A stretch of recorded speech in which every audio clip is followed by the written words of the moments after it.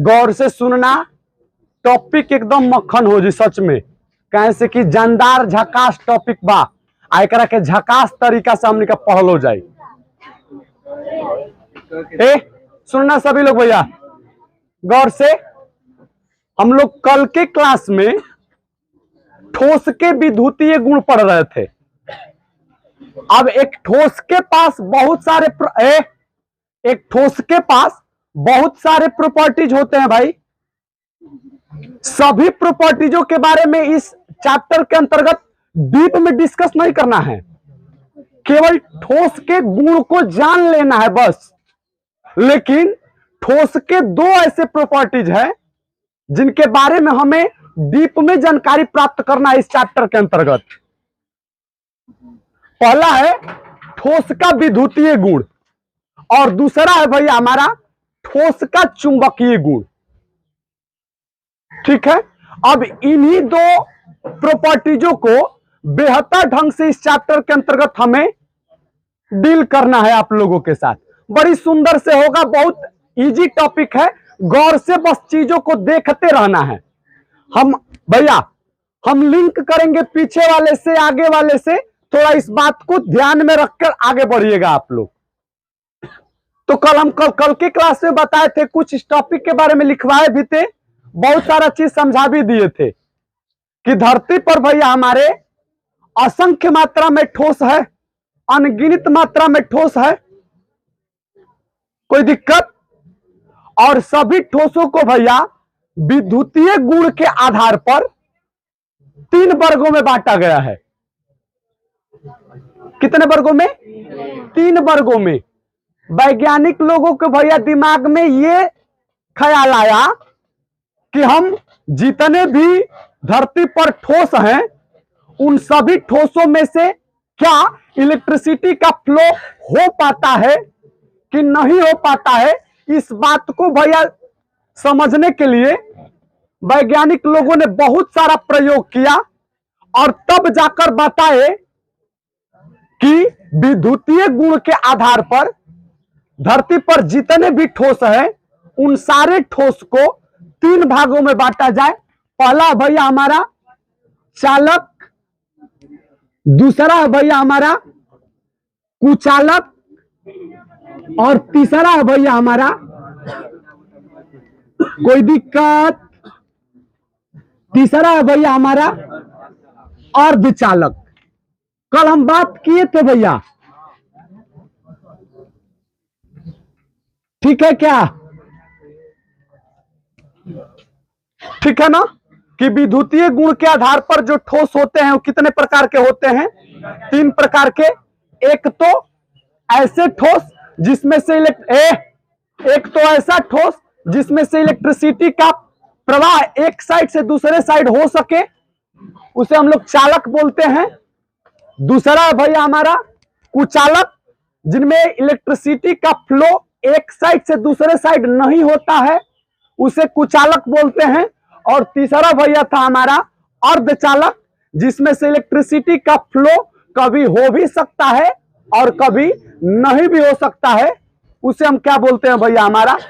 अब कोई खड़ा होकर हमें यह बता दो कि चालक का जो चालकता होता है वो कितना होता है? 10 के पावर 4 ओम इनवर्स से 10 के power 7 ohm inverse metre inverse. कल बात किए थे क्या?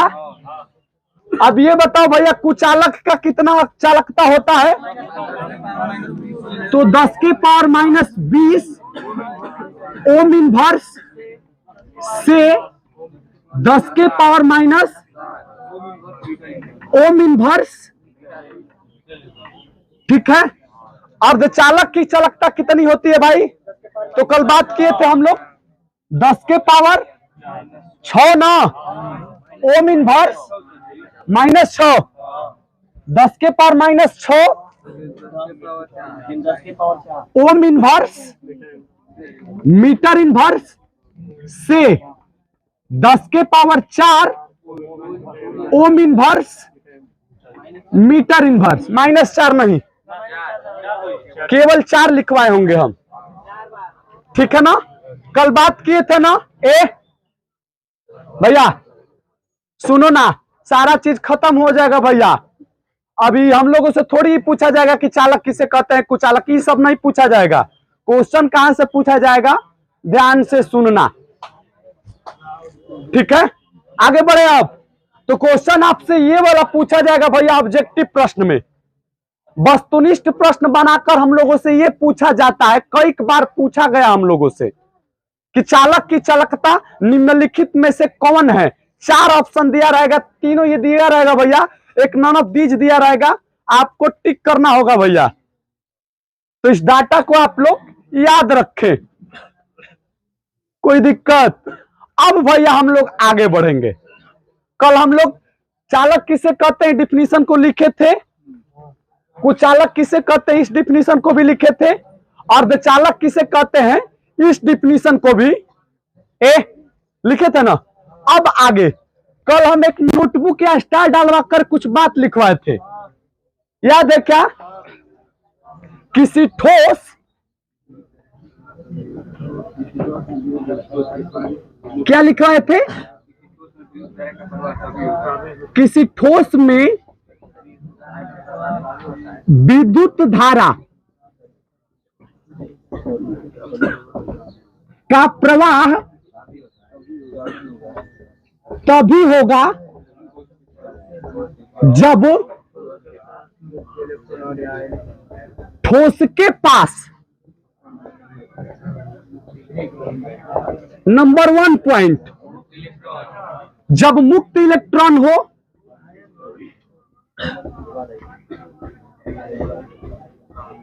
जब मुक्त इलेक्ट्रॉन हो, या दूसरा पॉइंट क्या लिखवाए हैं, या आयन हो। कोई दिक्कत। इतना बात हम लोग कल डिस्कस किए थे भाई, किए थे ना, गौर से सुनना। अब आगे ठीक है, सुनाए ना, पहले इस बात को समझ लो भैया। किसी ठोस या कोई भी पदार्थ हो भैया, उसमें से एक साइड से इलेक्ट्रिसिटी दूसरे साइड तभी जाएगा भैया, एक साइड से दूसरे साइड इलेक्ट्रिसिटी तभी जाएगा जब उसके पास या तो फ्री के इलेक्ट्रॉन हो, मुक्त इलेक्ट्रॉन हो, या भैया हमारा उसके पास, जैसे भैया हमें पता करना है कि इस साइड से इस साइड, जैसे मान लेते हैं कि हम प्लग लगाएं और 2 तारों को इसमें कनेक्ट किए और इधर छू रहे हैं, तो अगर आपको लाइन मारता है तो समझ जाओ कि भैया इलेक्ट्रिसिटी का फ्लो हो गया, मतलब इसके पास या तो भैया इलेक्ट्रॉन होगा और नहीं तो भैया हमारा आयन होगा। इन दोनों में से कोई एक होगा तभी भैया हमारा इलेक्ट्रिसिटी का प्रवाह एक साइड से दूसरे साइड हो पाएगा, अन्यथा। और मान लेते हैं कि प्लग लगाए और दोनों तारों को इसमें ज्वाइंट किए भैया हमारा, और इधर से टच छू रहे हैं हम, छूना मत भैया, अगर इधर से छू रहे हैं हम, लाइन नहीं मार रहा है भैया, करंट हमें कुछ नहीं महसूस करा रहा है, मतलब इलेक्ट्रिसिटी का फ्लो नहीं हो पा रहा है, मतलब ये कि इसके पास दोनों में से कोई भी, कोई दिक्कत। आओ भैया हम लोग चलेंगे कि किसी ठोस से या किसी चालक से कैसे विद्युत धारा का प्रवाह हो पाता है। ठीक है, हम क्या बताएं भैया, किसी ठोस या किसी धातु से कैसे भैया हमारी इलेक्ट्रिसिटी का प्रवाह एक साइड से दूसरे साइड हो पाता है। क्यों नहीं भैया हमारा कुचालक से विद्युत धारा का प्रवाह एक साइड से दूसरे साइड नहीं हो पाता है। फिर तीसरा पॉइंट हम लोग ये जानेंगे कि क्यों भैया हमारे अर्धचालक में कभी विद्युत धारा का प्रवाह हो भी जाता है। और समझ पाए क्या अब हम लोग क्या जानने वाले हैं कि भैया ठोस या कोई धातु से कैसे भैया हमारा इलेक्ट्रिसिटी का प्रवाह एक साइड से दूसरे साइड हो पाता है। दूसरे पॉइंट पर हम लोग ये जानेंगे कि क्यों नहीं कुचालक से एक साइड से दूसरे साइड इलेक्ट्रिसिटी का प्रवाह नहीं होता है। और तीसरे पॉइंट पर हम लोग ये जानेंगे कि भैया कभी अर्धचालक से इलेक्ट्रिसिटी का प्रवाह हो भी जाता है और नहीं भी, ऐसा क्यों। अब इस बात को समझने के लिए थोड़ी सी भैया हमारा एक छोटी मोटी थ्योरी पढ़ना पड़ेगा, जिस थ्योरी का नाम है भैया हमारा बैंड थ्योरी। जिस थ्योरी का नाम है भैया हमारा बैंड थ्योरी। ठीक है, गौर से सुनना भैया। बैंड थ्योरी हालांकि हमें नहीं पढ़ाना चाहिए था क्योंकि हमारा टॉपिक है नहीं, लेकिन भैया अगर चीजों को समझना, तीनों प्रश्न जो हमने बोला, इन तीनों प्रश्नों को अगर बेहतर ढंग से समझना चाहते हैं तो आपको बैंड थ्योरी पढ़ना ही। तो थोड़ी सी भैया जानकारी यहां पर हम देंगे, काम हो जाएगा। ठीक है, अब भैया हम एग्जाम्पल के तौर पर एक मेटल्स का टुकड़ा ले रहे हैं। ये वाला भैया एक धातु का टुकड़ा है भैया। ठीक है, मान लेते हैं कि ये एम धातु का टुकड़ा है। एम धातु का, गौर से सुनना बालक हमारा, एम धातु का, एम धातु का, हाँ आजा, एम धातु का भैया हमारा टुकड़ा है। अब थोड़ा गौर से सुनना। अब इस धातु के अंदर भैया बहुत सारे एम धातु के परमाणु होंगे। बोलो ठीक है क्या? ठीक है ना? हमने क्या बोला भैया, एम धातु का हमने टुकड़ा लिया है। अब इस एम धातु के टुकड़ा के अंदर बहुत सारे एम धातु के परमाणु होंगे, कुछ इस प्रकार से। कोई दिक्कत? बात क्लियर है सबका क्या?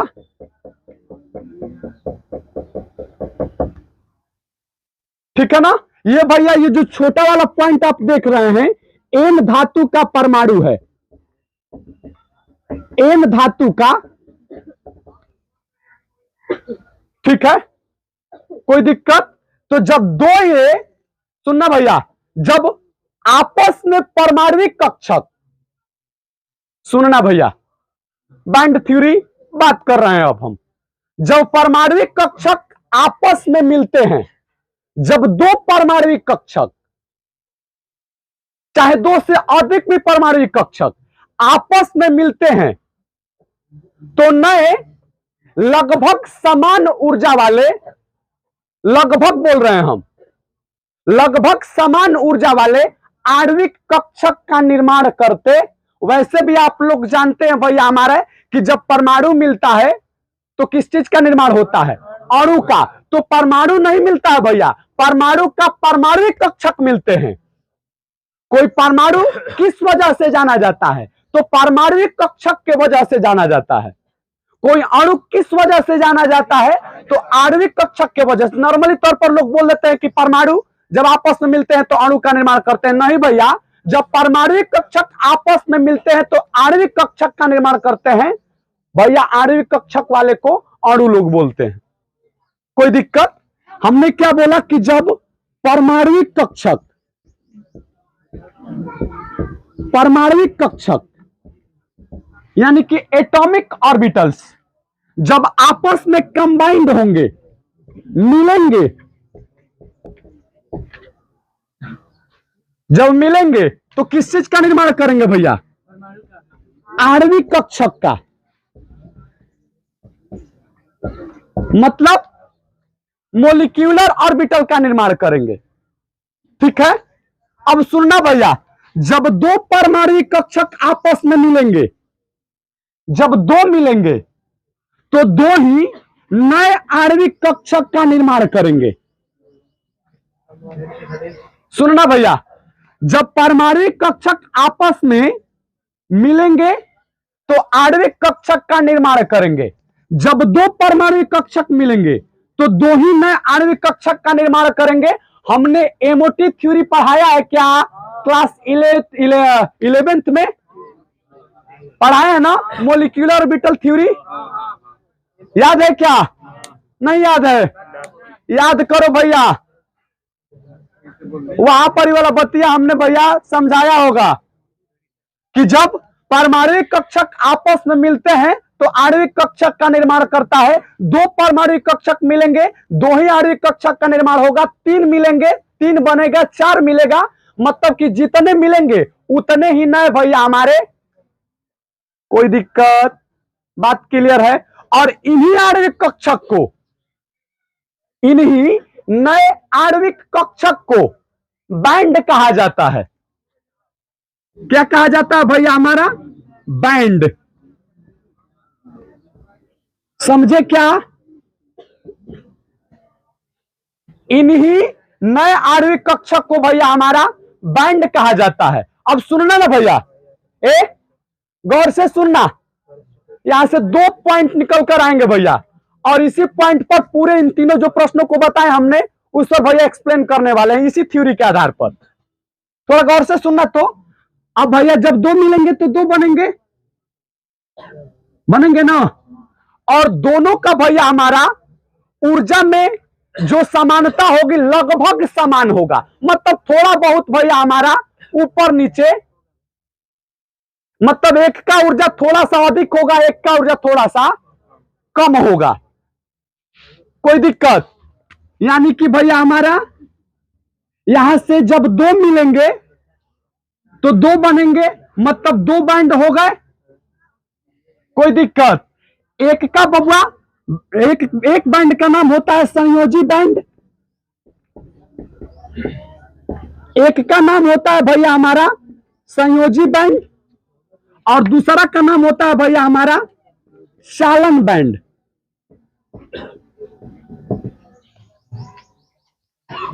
ठीक है? एक का नाम क्या होता है भैया? संयोजी बैंड, और दूसरा का नाम होता है चालन बैंड। कोई दिक्कत? जो संयोजी बैंड का एनर्जी होता है भैया, उस बैंड के, इस वाले बैंड का जो एनर्जी होगा भैया कम होता है। संयोजी बैंड का जो एनर्जी होता है भैया हमारा कम होता है। ठीक है? इसकी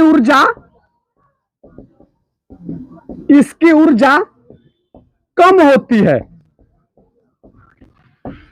जबकि इसकी ऊर्जा भैया हमारे इसके अपेक्षा अधिक होता है।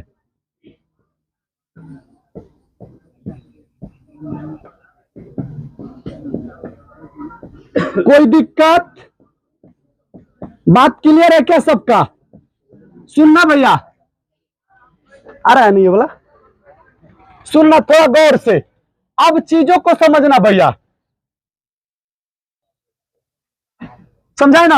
अब हम मान लेते हैं भैया कि जिसकी ऊर्जा ऊपर है, ज्यादा है, उसे ऊपर बनाते हैं बोर्ड पर, और जिसकी ऊर्जा कम है उसे भैया बोर्ड पर हम नीचे बनाते हैं। तो चालन संयोजी बैंड का भैया एनर्जी जो है कम है, तो इसे हम क्या करते हैं? नीचे बनाते हैं। ये जो आप देख रहे हैं भैया हमारा, ये क्या है? संयोजी बैंड। और ये क्या भैया हमारा? ये जो हमने बनाया इसे कहते हैं भैया हमारा चालन बैंड। इसकी ऊर्जा उच्च है इसलिए ऊपर बनाए, और संयोजी बैंड का जो भैया एनर्जी है वो कम है इसलिए हम इसे नीचे बनाए। कोई दिक्कत? अब अपने से सोचो, इलेक्ट्रॉन जो होता है भैया पहले निम्न ऊर्जा स्तर में होता है, पहले निम्न ऊर्जा स्तर में होता है, मतलब जिसमें की एनर्जी भैया कम है उसमें रहना पसंद करेगा पहले। और जैसे ही भैया बाहर से इलेक्ट्रॉन को ऊर्जा मिलता है, ऊर्जा को भैया एक्सेप्ट करके सड़क से निम्न से उच्च में चला जाता है। तो अभी इलेक्ट्रॉन कहां होगा भैया हमारा? इसमें। ये क्या है भैया हमारा? तो ये है भैया हमारा संयोजी बैंड। कोई दिक्कत? और ये क्या है भैया हमारा? तो चालन बैंड। चालन बैंड। कोई दिक्कत? इलेक्ट्रॉन कहां बैठे रहेंगे भैया? तो यहां पर। कोई दिक्कत? ये सारे क्या है भैया हमारे? तो इलेक्ट्रॉन है। बात क्लियर है? ठीक है ना भैया? अगर इलेक्ट्रॉन भैया कहीं से ऊर्जा प्राप्त करके, अगर इलेक्ट्रॉन संयोजी बैंड से, सुनना, अगर इलेक्ट्रॉन कहीं से भैया हमारा इलेक्ट्रॉन को कहीं से ऊर्जा मिल जाए और इलेक्ट्रॉन संयोजी बैंड से कूदकर जंप करके अगर भैया चालन बैंड में चला जा रहा है, तो समझ जाओ भैया हमारा कि इलेक्ट्रिसिटी का फ्लो उस पदार्थ या उस ठोस से होगा, अन्यथा कोई दिक्कत, यानी कि इलेक्ट्रॉन जंप करके भैया हमारा इसमें से इसमें पहुंच जाए, तो समझ जाओ भैया हमारा कि क्या होगा, इलेक्ट्रिसिटी का फ्लो होगा, अन्यथा समझ पाए क्या? यही है भैया हमारा बैंड थ्योरी। ठीक है ना? अब भैया यही बैंड थ्योरी भैया हमें एक्सप्लेन करके यह बताएगा कि किसी धातु या किसी ठोस में इलेक्ट्रिसिटी का प्रवाह कैसे होता। हम लोग इसी थ्योरी के आधार पर पढ़ने वाले, तो इसीलिए भैया पहले हमने बैंड थ्योरी बताया। उम्मीद करते हैं कि बैंड थ्योरी अच्छे से आप लोग समझे होंगे। ठीक है, कोई दिक्कत? तो अब हम लोग भैया हेडिंग लगाएंगे इतना लिखने के बाद कि किसी ठोस या किसी धातु से विद्युत धारा का प्रवाह कैसे होता, मतलब क्रिया विधि मैकेनिज्म समझेंगे कि कैसे हो जाता है। ठीक है, तो पहले भैया हमारा छाप लो। तो इसके नीचे भैया एक चालन बैंड और संयोजी बैंड के नीचे कुछ लाइन लिखना है, और लाइन है बस यही लिखना है कि अगर इलेक्ट्रॉन संयोजी बैंड से जंप करके चालन बैंड में प्रवेश कर जा रहे हैं, तो समझ जाओ भैया हमारा कि इलेक्ट्रिसिटी का फ्लो होगा ही। अगर नहीं जाएगा इलेक्ट्रॉन तो समझ जाओ, ठीक है ना? कोई दिक्कत परेशानी?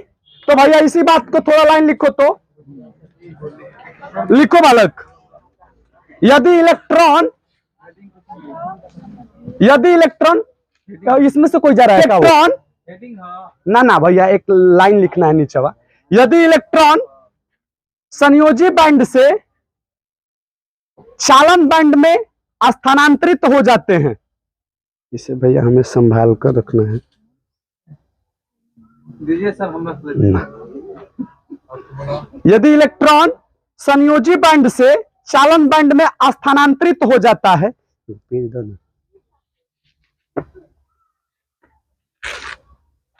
स्थानांतरित हो जाता है,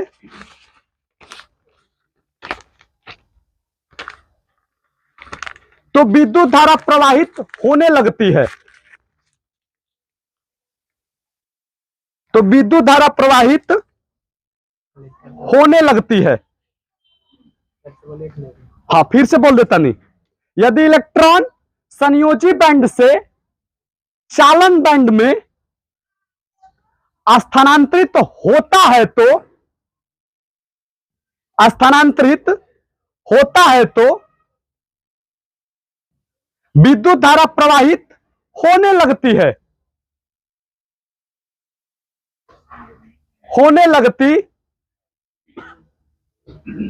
ठीक है, कोई दिक्कत? तो भैया अब हम लोग इसका यूज समझेंगे, किसका? बैंड थ्योरी का। तो अगला हेडिंग आप लोग अपने कॉपी पर लगा भैया, अगला हेडिंग बोल रहे हैं, लिखो तो भैया हेडिंग, ठोस धातु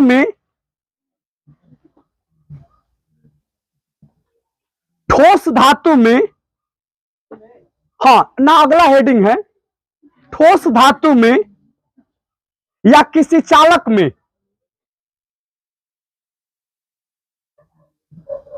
विद्युत का चालन कैसे होता है। यानी कि टॉपिक का नाम है कि किसी ठोस धातु में या किसी चालक में विद्युत का चालन, विद्युत का चालन, प्रणाम भैया, ठीक बानी ना? विद्युत का चालन कैसे कैसे होता, ठीक है? सुन लो भैया, यही देखो, अरे लड़के सुनो भाई, देखो टॉपिक थोड़ा गौर से। टॉपिक है हमारा कि किसी ठोस धातु में, यानी कि किसी मेटल में या कोई चालक में इलेक्ट्रिसिटी का फ्लो, इलेक्ट्रिसिटी का प्रवाह कैसे होता है, हम लोग इसी बात को समझने वाले। और कौन समझाएगा भैया? हमारा बैंड थ्योरी, ठीक है ना? कौन समझाएगा? Band theory. भैया हमने जो सुनो, हमने जो एम धातु का, सुना भैया, हमने जो एम धातु का टुकड़ा लिया था, एम धातु का जो टुकड़ा लिया था, इसमें बहुत सारे एम धातु के परमाणु होंगे, बोलो ठीक है? अब ये बहुत सारे एम धातु के परमाणु परमाणुविक कक्षक आपस में मिलेंगे तो नए आणविक कक्षक का निर्माण करेंगे, जिन्हें हम लोग बैंड के नाम से जानते। कोई दिक्कत? ठीक है ना? अब देखो होता है क्या, होता है क्या भाई, सुनना ना, होता है बस यही कि धातु में या किसी भी चालक में, धातु में या किसी भी चालक में ये जो दोनों बैंड होते हैं, संयोजी बैंड और चालन बैंड, एक दूसरे पर ओवरलैप रहते हैं भैया। मतलब एक दूसरे से भैया जो गैप होता है वो लगभग नाक के बराबर होता है। सुनना, यानी कि भैया चालक में या भैया हमारे ठोस धातु में ये जो चालन बैंड और संयोजी बैंड होते हैं एक दूसरे पर होते हैं, एक दूसरे पर अध्यारोपित होते हैं, एक दूसरे पर अध्यारोपित होते हैं। इलेक्ट्रॉन कहां बैठा रहता है भैया? हमारा नीचे वाला में, जिसे हम लोग क्या बोलते हैं? संयोजी बैंड, जिसे हम लोग क्या बोलते हैं? संयोजी बैंड। और इसे क्या बोलते हैं भैया? हमारा चालन बैंड।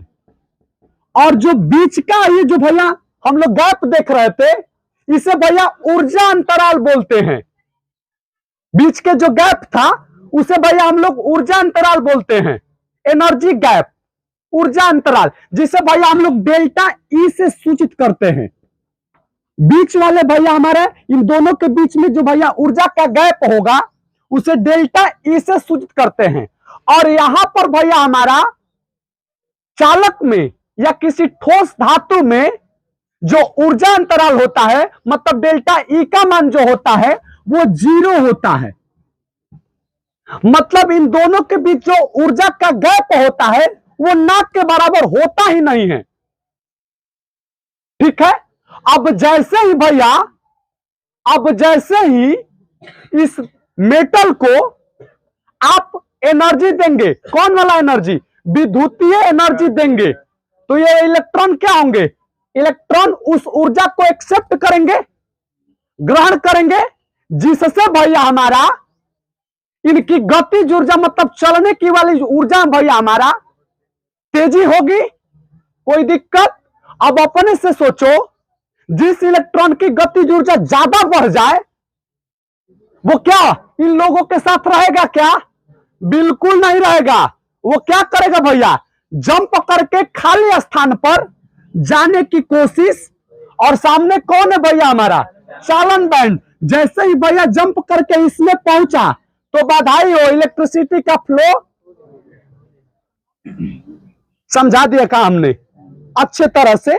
मतलब कि किसी ठोस धातु में या किसी चालन में, किसी चालक में ये जो चालक बैंड और संयोजी बैंड होते हैं एक दूसरे पर ओवरलैप्ड होते हैं, एक दूसरे के ऊपर होते हैं। इन दोनों के बीच जो ये ऊर्जा अंतराल है ना के बराबर होता है, मतलब डेल्टा ई का मान जो होता है भैया हमारा 0 होता है। कोई दिक्कत? 0 होता है भैया, जिसके कारण भैया जब इस मेटल को विद्युत धारा दिया जाता है तो इसमें बैठे इलेक्ट्रॉन भैया हमारे उस विद्युत ऊर्जा को एक्सेप्ट कर लेते हैं, ग्रहण कर लेते हैं, जिसके कारण इन इलेक्ट्रॉनों की चलने की जो ऊर्जा होगी, गतिज ऊर्जा होती है, वो क्या होती है भैया? बढ़ जाती है। और जिस इलेक्ट्रॉन की गतिज ऊर्जा बढ़ जाएगी, थोड़ा अपने से सोचो ना भैया, क्या वो यहां पर रहना पसंद करेगा क्या? बिल्कुल नहीं। तो होगा क्या? वो जंप करके यहां से भैया हमारा कहां चला जाएगा? इस पर चला जाएगा। आज जैसे ही इलेक्ट्रॉन संयोजी बैंड से चालन बैंड में पहुंचे तो समझ जाओ कि इलेक्ट्रिसिटी का फ्लो तो बधाई है। कुछ इसी प्रकार से किसी ठोस चालक या किसी ठोस धातु या किसी चालक में इलेक्ट्रिसिटी का प्रवाह होता तो लिखवा देना। तो भैया जल्दी से ये वाला बनाओ। तो पहले 2 लाइन लिख लो, पहले 2 लाइन लिखो। तो पहले ये हेडिंग लगाए ना आप लोग, 2 लाइन लिखो। धातुओं की विद्युत चालकता, धातुओं की विद्युत चालकता, धातुओं की विद्युत चालकता, धातुओं की विद्युत चालकता, धातुओं की विद्युत चालकता प्रति परमाणु उपस्थित, प्रति परमाणु उपस्थित, प्रति परमाणु उपस्थित उपलब्ध को कैसे याद रखेंगे? गौर से आप लोग चीजों को देखिएगा, समझिएगा। आप पूरी तरीका से भैया आधुनिक आवर्त सारणी में याद करने में महारत हासिल कर सकते हैं। उपलब्ध देखिए भैया हमारे संयोजी नंबर 13 को कैसे याद रखेंगे? इलेक्ट्रॉनों की संख्या नंबर 13 पर याद रखिए कि बाजार गए, बाजार प्रति परमाणु उपस्थित संयोजी इलेक्ट्रॉनों की संख्या पर निर्भर करता। गाजर इन थैला, ठीक है।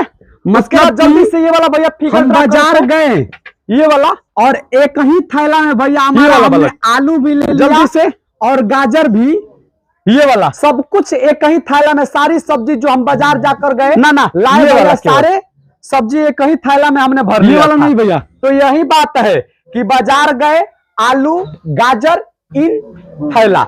बाजार के लिए क्या लिखेंगे भैया हमारा?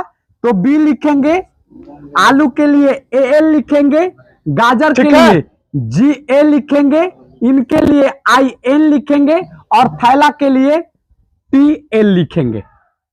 कोई दिक्कत, कोई परेशानी? मतलब यहां से लेकर यहां तक तो एक ही कहानी थी, लेकिन यहां के बाद हर एक वर्ग के लिए कहानी जो होगा, याद करने का जो भैया ट्रिक होगा, वो बदलता जाएगा। तो बाजार बराबर मतलब आलू गाजर गैप होता है, दोनों नंबर 13 को नहीं होता है। से आप लोग याद रख सकते हैं।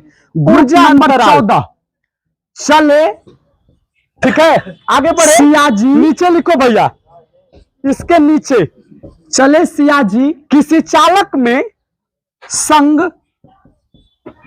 किसी चालक में पार्वती,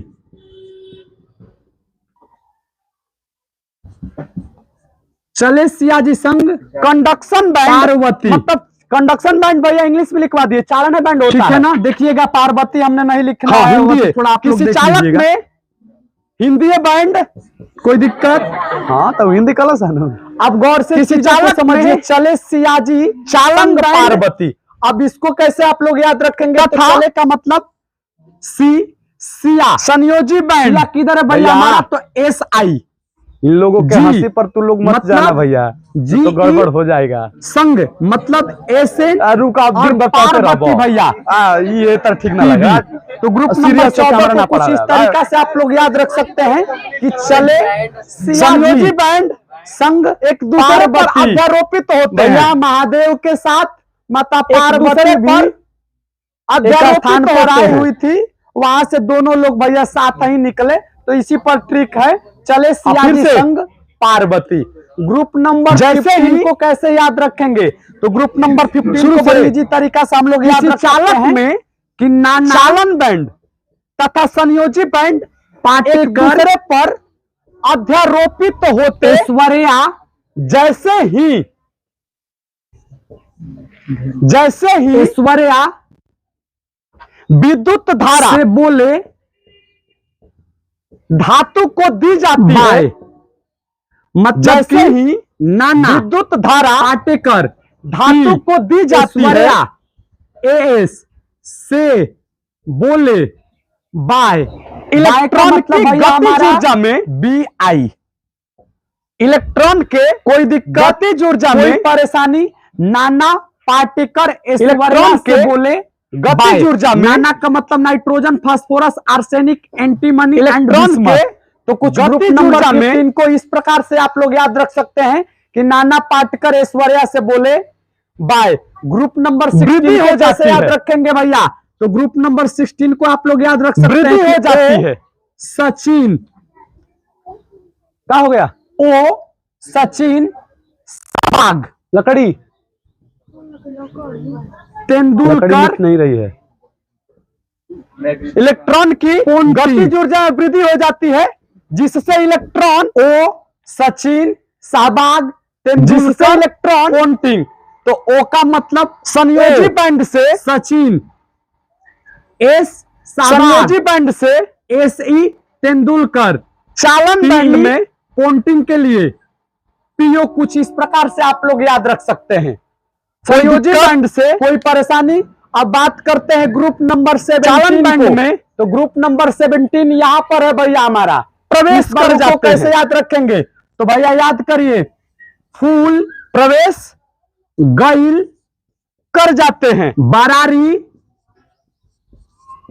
और फूल गैल बरारी एतना विद्युत धारा का प्रवाह ऐंठ के, मतलब भैया हमारा बरारी जो मछली होती है तेल में डालने पर बहुत ज्यादा फूल गई है होने लगती पर हमारा ट्रिक है ग्रुप नंबर 17 को कि फूल गई बरारी इतना सुगमता से होने लगती है। मतलब भैया हमारा एक तो भैया गईल, अगर इतने 4-5 लाइन जो कुछ भी लिखवाए बरारी, अगर इतने पॉइंटों में इतने लाइनों में अगर परेशानी है तो जल्दी से क्वेश्चन करो ऐंठ के ए टी। ठीक है, कोई दिक्कत नहीं है भैया। ग्रुप नंबर 18 को कैसे याद रख सकते हैं? 2 क्वेश्चन होगा भैया 18 के लिए है, जो 2 क्वेश्चन का जवाब देगा उसे 31,31,031 रुपया का इनाम दिया जाएगा। ठीक है, आपको आईफोन दिया जाएगा, कोई दिक्कत? ठीक है, आपको क्या दिया जाएगा? एक्सरे। कहने का मतलब तो आपको 31,31,031 रुपया उधार नगद राशि दी जाएगी कर, और साथ ही साथ आईफोन आज से इस प्रकार से भैया हमारा आप लोग याद रख सकते हैं 3 फरवरी को दिया जाएगा। ग्रुप नंबर 13, 14 क्वेश्चन तो बताओ, पहला इनाम करो और 18 क्वेश्चन इनाम है आधुनिक आवर्त सारणी को।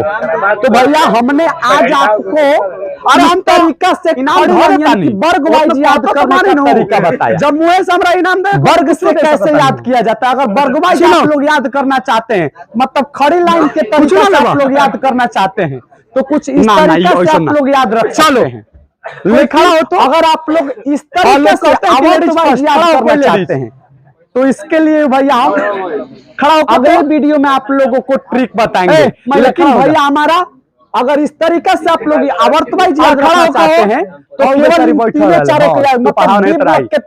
के आवर्त वाइज लोग याद कर सकते हैं, पूरी को नहीं याद कर सकते हैं। पूरी के लिए भैया हमारा यही रहेगा।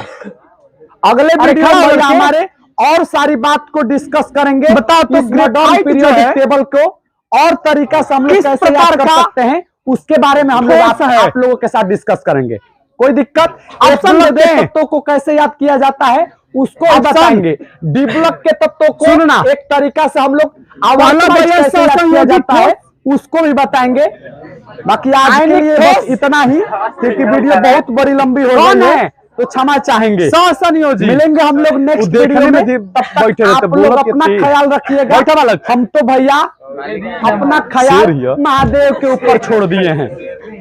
बाकी चलो ना, कोई वीडियो कैसी लगी आप अपनी राय कमेंट बॉक्स में जरूर लिखिएगा, और पसंद आई होगी तो क्लोज पैक इसे शेयर भी जरूर करिएगा। धन्यवाद। प्रणाम आप सभी को। कितना होला और साथ ही साथ कोऑर्डिनेशन नंबर कितना होला तू बताइबा। तारा नाम पर हे लइकन के आज 3-3 गो रसगुल्ला कितना रुपया में। हाँ ठीक बोले, बहुत बढ़िया। तो माने हम खर्चा करो, ई उम्मीद तारा लो मत लगे। कुकुर पाल लियो, भैंस पाल लियो, लेकिन ई वाला भरम मत पालियो कि हम तार लोग कबो खर्चा भी।